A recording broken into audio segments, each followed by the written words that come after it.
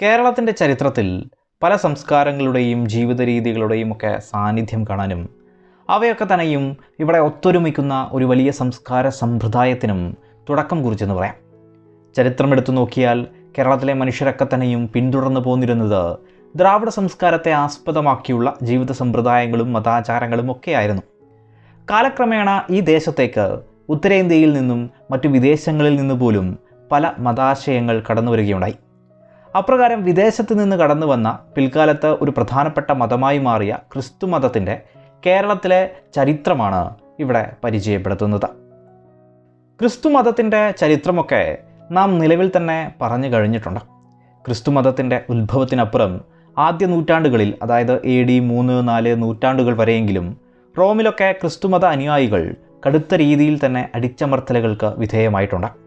മറ്റൊരർത്ഥത്തിൽ ആ കാലം വരെയും ക്രിസ്തു മതത്തിന് വലിയ പ്രാധാന്യം ലഭിച്ചിരുന്നില്ല എന്നത് തന്നെ. എന്നാൽ ഈ ഒരു കാലത്തിനുമൊക്കെ മുന്നേ തന്നെ, അതായത് AD 1-ാം നൂറ്റാണ്ടിൽ തന്നെ ക്രിസ്തുമതം കേരളത്തിലെത്തി എന്നാണ് പറയപ്പെടുന്നത്.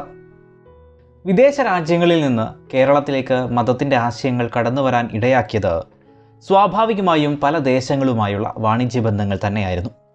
BC കാലഘട്ടത്തിൽ തന്നെ കേരളത്തിന് ഗ്രീസ്, റോം തുടങ്ങിയ നിർണായക മേഖലകളുമായി പോലും വാണിജ്യബന്ധങ്ങൾ ഉണ്ടായിരുന്നു എന്നതാണ് ചരിത്രം.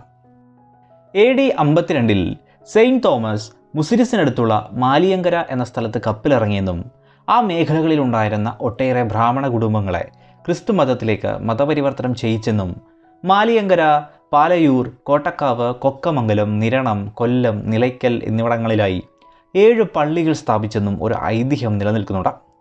സെൻറ്റ് തോമസിനോട് ബന്ധപ്പെടുത്തിയിട്ടുള്ള ഈ ഒരു കഥ കേരളത്തിലെ ക്രിസ്ത്യാനികൾ പൊതുവെ അംഗീകരിക്കുന്നുണ്ടെങ്കിലും തെളിവുകൾ തേടുന്ന ആധുനിക ചരിത്രകാരന്മാരിൽ അധിക പേരും ഇതിന് വിശ്വാസയോഗ്യമായ തെളിവുകൾ ഇല്ല എന്ന അഭിപ്രായക്കാരാണ്. AD 68-ൽ കൊടുങ്ങല്ലൂരിൽ വന്നിറങ്ങിയ ജൂതന്മാർ സൂക്ഷിച്ചിട്ടുള്ള വിവരണങ്ങളിൽ കൊടുങ്ങല്ലൂരിലെ ക്രൈസ്തവ സമുദായത്തെക്കുറിച്ചൊക്കെ പരാമർശിക്കുന്നുണ്ട്. AD 2-ാം നൂറ്റാണ്ട് കാലത്ത് കേരളം സന്ദർശിച്ച പാന്തയനസ് കേരളത്തിലെ ക്രിസ്ത്യൻ സമുദായത്തെപ്പറ്റി പറഞ്ഞിട്ടുള്ളതും ഒക്കെ നോക്കിയാൽ ആ കാലത്ത് തന്നെ ഇവിടെ ക്രിസ്ത്യൻ സമുദായത്തിൻ്റെ സാന്നിധ്യം ഉണ്ടായിരുന്നു എന്ന് കാണാവുന്നതാണ്.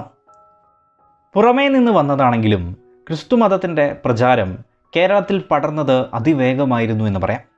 AD 345 കാലത്ത് ബാഗ്ദാദ്, നിനേവെ, ജെറുസലേം തുടങ്ങിയ മേഖലകളിലെ 7 ഗോത്രങ്ങളിൽപ്പെട്ട 72 കുടുംബങ്ങളിൽ നിന്നുള്ള 400ഓളം സിറിയൻ ക്രിസ്ത്യാനികൾ തൊമ്മൻ എന്ന കച്ചവടക്കാരൻ്റെ നേതൃത്വത്തിൽ കേരളത്തിലേക്ക് കുടിയേറി പാർക്കുകയുണ്ടായത്രേ. അപ്രകാരം ഇവിടുത്തെ ക്രിസ്ത്യാനികളും വർദ്ധിച്ചു തുടങ്ങി. AD 325-ൽ സ്ഥാപിതമായ കുറവിലങ്ങാട് പള്ളിയും AD 375-ൽ സ്ഥാപിതമായ ഇടപ്പള്ളി പള്ളിയും AD 450-ൽ സ്ഥാപിതമായ അങ്കമാലി പഴയ പള്ളിയുമെല്ലാം ആ കാലത്തെ ക്രിസ്തുമതത്തിൻ്റെ വളർച്ചയെ സൂചിപ്പിക്കുന്ന ഘടകങ്ങളാണ്. പല എഴുത്തുകളിൽ നിന്നും അക്കാലത്തെ ക്രിസ്ത്യാനികൾ ഈ നാട്ടിലെ വ്യാപാരത്തിൽ പ്രാമുഖ്യം നേടിയിരുന്നതായി പറയുന്നുണ്ട്. അതുകൊണ്ട് തന്നെ ഭരണമേഖലകളിലടക്കം ഇവർക്ക് പ്രാധാന്യവും ആനുകൂല്യങ്ങളുമൊക്കെ വർദ്ധിക്കുന്നതിനും ഈ ഒരു പ്രാമുഖ്യം കാരണമായി. AD 6-ാം നൂറ്റാണ്ട് കാലത്ത് കേരളം സന്ദർശിച്ചിട്ടുള്ള ബൈസൻ്റൈൻ മേഖലയിൽ നിന്നെത്തിയ സന്യാസിയായിരുന്ന കോസ്മോസ് ഇൻഡിഗോ പ്ലുസ്തസ് ഈ നാട്ടിലെ ഒരു ക്രിസ്ത്യൻ പള്ളിയെപ്പറ്റിയൊക്കെ സൂചിപ്പിക്കുന്നുണ്ട്. സ്ഥാണുരവി ചേര ചക്രവർത്തിയായി ഭരണം നടത്തുന്ന കാലത്ത് വേണാട്ടിലെ നാടുവാഴിയായിട്ടുള്ള അയ്യനടികൾ തിരുവടികൾ പുറപ്പെടുവിച്ച തരിസാപ്പള്ളി ചെപ്പേടിൻ പ്രകാരം കൊല്ലത്തെ ക്രിസ്ത്യാനികൾക്ക് നൽകപ്പെട്ട നിരവധി ആനുകൂല്യങ്ങളെപ്പറ്റി പറയുന്നുണ്ട്. മതവിശ്വാസത്തിൻ്റെ കാര്യത്തിൽ ഭിന്നരായിരുന്നെങ്കിലും സമൂഹ ജീവിതത്തിൽ പ്രബലരായിരുന്ന ഉയർന്ന ഹിന്ദുക്കളുടെ ജീവിതത്തിന് സമാനമായ സ്ഥാനവും മാന്യതയും നൽകിയിരുന്നതായും കാണാം. എന്നാൽ ഇതോടൊപ്പം തന്നെ തരിസാപ്പള്ളി ശാസനത്തിലെ ജാതി വേർതിരിവുകളെയും അടിമത്ത സമ്പ്രദായങ്ങളെയും കൂടി കാണാവുന്നതാണ്. ക്രിസ്ത്യൻ പള്ളി പണിയുന്നതിനായി സ്ഥലവും ഒപ്പം ആളുകളെയും കൂടി അന്ന് നൽകുന്നുണ്ട്. 4 കുടി ഈഴവരെയും 1 വണ്ണാക്കുടിയെയും കൃഷി ചെയ്യുന്നതിനായി 4 കുടി വെള്ളോരെയും ദാനം ചെയ്യുന്നതായും ഇവർക്കാവശ്യമുള്ള കരമൊക്കെ തന്നെയും ദാനം ചെയ്യുന്നതായും പറയുന്നുണ്ട്. പള്ളിക്കാർ വാങ്ങുന്ന അടിമകൾക്ക് അടിമക്കാശ് ഈടാക്കാൻ പാടുള്ളതല്ല എന്നും പറയുന്നുണ്ട്. ആ കാല സമൂഹ ജീവിതത്തിൻ്റെ ചിത്രം കൂടി ഇതിൽ നിന്നൊക്കെ നമുക്ക് മനസ്സിലാക്കാനും സാധിക്കും. പിന്നീട് 1225-ൽ വീരരാഘവ ചക്രവർത്തി എഴുതി കൊടുത്ത വീരരാഘവ പട്ടയമനുസരിച്ച് മഹോദയപുരത്ത് ഒരു ക്രിസ്ത്യൻ കച്ചവടക്കാരന് ഒട്ടേറെ സ്ഥാനമാനങ്ങളും മണിഗ്രാമം എന്ന കച്ചവട സംഘത്തിൻ്റെ നായക പദവുമൊക്കെ നൽകിയതായി പറയുന്നുണ്ട്. ചുരുക്കിയാൽ വാണിജ്യത്തിൽ അധിഷ്ഠിതമായി ക്രിസ്ത്യാനികൾ ഇവിടെ ഉയരുകയും ഒരു പരിധിവരെയെങ്കിലും ആ കാലത്തുണ്ടായിരുന്ന ഉയർന്ന ഹിന്ദുക്കളുടേതിന് സമാനമായ സ്ഥാനമാനങ്ങളും ആനുകൂല്യങ്ങളുമൊക്കെ ഇവർക്കും ലഭിച്ചു എന്നും പറയാം. അതുകൊണ്ട് തന്നെ ക്രിസ്തുമതം അതിവേഗം ഇവിടെ വളരുകയും ക്രൈസ്തവ സഭ ഈ നാട്ടിലെ സുസംഘടിതമായ സ്ഥാപനങ്ങളിൽ ഒന്നായി തീരുകയുമുണ്ടായി.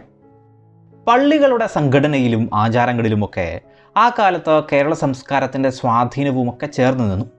ആദ്യകാലത്തെ ക്രിസ്ത്യാനികളെ പൊതുവെ സിറിയൻ ക്രിസ്ത്യാനികൾ എന്നാണ് വിളിച്ചിരുന്നത്. അതിന് കാരണം മതവിധികൾക്ക് അവർ സിറിയൻ ഭാഷ ഉപയോഗിച്ചതാണെന്ന് കാണാം. മധ്യകാലത്ത് കൊല്ലത്ത് വന്നെത്തിയ ലത്തീൻ ക്രിസ്ത്യൻ മിഷണറിമാരുടെ പ്രവർത്തന ഫലമായി ആരാധനയ്ക്ക് ലത്തീൻ ഭാഷയും ഉപയോഗിച്ചു തുടങ്ങി. 1498 പോർച്ചുഗീസുകാർ കേരളത്തിലെത്തുകയും ഇവിടെ പുതിയൊരു ഭരണക്രമത്തിന് തന്നെ തുടക്കമിടുകയും ചെയ്തല്ലോ. ഏതായാലും അവരുടെ രാഷ്ട്രീയ ശക്തി ഉറയ്ക്കുകയും അവർ ഇവിടെ നിർണായകമാവുകയും മതപരമായ കാര്യങ്ങളിൽ ഇടപെടുകയും ചെയ്തതോടെ ലത്തീൻ ഭാഷയിലുള്ള പ്രാർത്ഥന കൂടി പ്രാധാന്യമേറിയതും സ്ഥിരവുമായ ഒരു ഘടകമായി മാറുകയുണ്ടായി. അതിനെ തുടർന്നാണ് കേരളത്തിലെങ്ങും ലത്തീൻ കത്തോലിക്കരുടെ എണ്ണം വർദ്ധിച്ചത്. തീരപ്രദേശങ്ങളിൽ ലത്തീൻ ക്രിസ്ത്യാനികളുടെ ഒരു വലിയ സമുദായം തന്നെ ഉയർന്നു വരികയുണ്ടായി. സെയിൻറ്റ് സേവിയറിൻ്റെ പ്രവർത്തനങ്ങളും ഉദയംപേരൂർ സുനകദോസുമൊക്കെ കേരള സഭയെ ലത്തീൻ സഭയാക്കുന്നതിൽ നിർണായകമായ പങ്ക് വഹിച്ചിട്ടുണ്ട് എന്ന് പറയാം. ഉദയംപേരൂർ സുനകദോസും കൂനൻ കുരിശു പ്രതിജ്ഞയുമൊക്കെ മറ്റൊരു ഭാഗത്തിൽ ഏതായാലും പറയാമെന്ന് തോന്നുന്നു. 17-ാം നൂറ്റാണ്ടിൻ്റെ മധ്യത്തോടെ കേരളത്തിലെ പോർച്ചുഗീസ് ശക്തി എന്നാൽ തകരുകയും ആ വിടവിലേക്ക് ഡച്ചുകാർ കടന്നു വരികയുമുണ്ടായി. പിന്നീട് റോമിലെ പോപ്പിൻ്റെ ആധിപത്യം അംഗീകരിച്ചിരുന്ന ക്രിസ്ത്യാനികളിൽ ഒരു വിഭാഗം ആ ഒരു ബന്ധം വിടുകയും തദ്ദേശീയരായ മതാധിപതികളുടെ നേതൃത്വത്തിൽ സ്വാതന്ത്ര്യം പ്രഖ്യാപിക്കുകയുമുണ്ടായി. സ്വതന്ത്രമായി പ്രവർത്തിച്ചു തുടങ്ങിയ ഇവരെ അന്ത്യോഖ്യയിലെ യാക്കോബായ പാത്രിയാർക്കീസിൻ്റെ അംഗീകാരം നേടുകയും അങ്ങനെ കേരളീയ ക്രിസ്ത്യാനികളുടെ ഇടയിൽ പുതിയൊരു ശാഖ രൂപം കൊള്ളുകയുണ്ടായി. പഴയ കൂറ്റുകാർ കേരളീയ സുറിയാനികളെന്നും പുത്തൻ കൂറ്റുകാർ ഓർത്തഡോക്സ് സുറിയാനികളെന്നുമുള്ള പേരിലാണ് പിന്നീട് അറിയപ്പെട്ടത്. പിന്നീട് ഈ മേഖലകളിലൊക്കെ തന്നെയും ഇംഗ്ലീഷുകാർ ആധിപത്യം സ്ഥാപിച്ചപ്പോൾ ലണ്ടനിലെ ചർച്ച് മിഷൻ സൊസൈറ്റി കേരളത്തിൽ പ്രവർത്തനം ആരംഭിച്ചു. കുറേ കാലം സിറിയൻ പുരോഹിതന്മാരും CMS മിഷണറിമാരും പരസ്പരം സഹകരിച്ചു. കാലക്രമേണ ഇവർ തെറ്റുകയും സ്വന്തം നിലയിൽ പ്രവർത്തിക്കാനുമൊക്കെ തുടങ്ങി. ഇവരുടെ ശ്രമഫലമായാണ് ആംഗ്ലിക്കൻ സഭയൊക്കെ രൂപം കൊള്ളുന്നത്.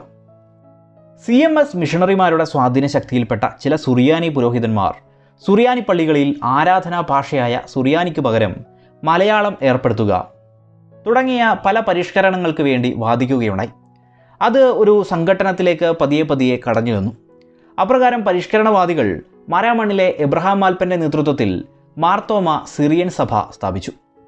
ഏതായാലും AD 1-ാം നൂറ്റാണ്ടിൽ തന്നെ കേരളത്തിൽ സാന്നിധ്യമുറപ്പിച്ച ക്രൈസ്തവ സഭ പിന്നീടുള്ള നൂറ്റാണ്ടുകളിൽ പല ശാഖകളായി പിരിഞ്ഞു എന്ന് കാണാവുന്നതാണ്.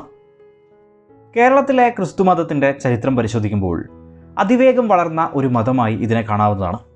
ഒപ്പം ആ വളർച്ചയ്ക്ക് എല്ലായ്പ്പോഴുമുള്ള വിഭജനം അല്ലെങ്കിൽ ശാഖകളായി പിരിയുന്നത് ദേശീയമോ വിദേശീയമോ ആയ സ്വാധീന ശക്തികൾക്ക് വഴിപ്പെട്ടിട്ടാണ് എന്നുകൂടി കാണാവുന്നതാണ്. 1962 സാർവത്രിക സഭയുടെ 20-ാം വത്തിക്കാൻ സുനഹദോസ് ക്രൈസ്തവ സഭയുടെ ചരിത്രത്തിൽ നിർണായകമായ പല തീരുമാനങ്ങളും എടുക്കുകയുണ്ടായി. അതാത് രാജ്യങ്ങളുടെയും ദേശങ്ങളുടെയും സാംസ്കാരിക വിഷയങ്ങളുമായി പൊരുത്തപ്പെടുന്ന രീതിയിൽ സഭാപ്രവർത്തനവും ആരാധനാ രീതികളും കൊണ്ടുവരണം എന്നുള്ളതും അന്യമതങ്ങളിലെ സ്വീകാര്യമായ അംശങ്ങൾ ഉൾക്കൊള്ളണം തുടങ്ങി പല നിർദ്ദേശങ്ങളും വരികയുണ്ടായി. അതിൻ്റെ ഭാഗമായി അത്തരത്തിലുള്ള ചില മാറ്റങ്ങൾ കൂടി ഇവിടെ ഉണ്ടായിട്ടുണ്ട്.